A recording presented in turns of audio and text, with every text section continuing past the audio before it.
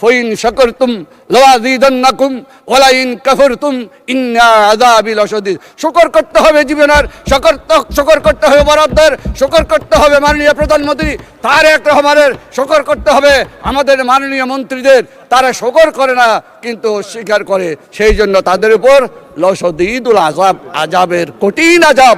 এটা জনস্বস্তির বাজেট, জনস্বস্তির দিক বিবেচনায় এই বাজেট একটি ঐতিহাসিক বাজেট।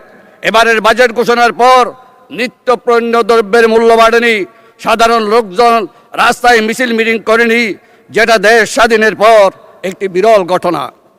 চাল, ডাল, তেল, নুন, পেঁয়াজ, রসুন, চিনি সহ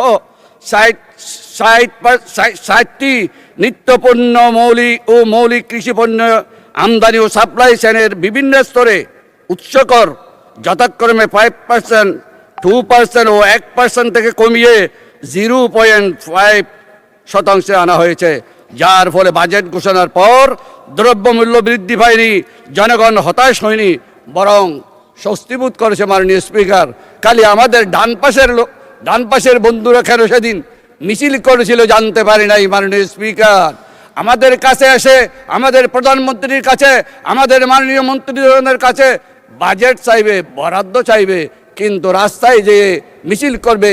সেই কারণে আমি একটি আল কোরআনের আয়াত বলতে চাই, ফাইন শাকারতুম লাযীদান্নাকুম ওয়া লাইন কাফারতুম ইন্না আযাবি লাশাদীদ। শুকর করতে হবে জীবনের, শুকর করতে হবে বরাদ্দের, শুকর করতে হবে মাননীয় প্রধানমন্ত্রী তারেক রহমানের, শুকর করতে হবে আমাদের মাননীয় মন্ত্রীদের। তারা শুকর করে না কিন্তু অস্বীকার করে, সেই জন্য তাদের উপর লাশাদীদুল আযাব, আযাবের কঠিন আযাব।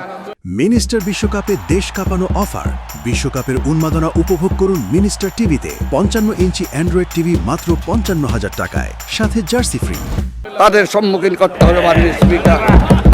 আল কোরআনে আরেকটা আয়াত আছে মাননীয় স্পিকার, ওয়া মাকারু ওয়া মাকারাল্লাহ ওয়াল্লাহু খায়রুল মাকিরিন।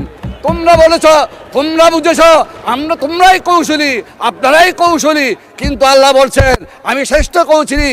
আর যারা আমার সাথে কৌশল খাটায় তাদের অবস্থা খুবই শোচনীয়। মাননীয় স্পিকার,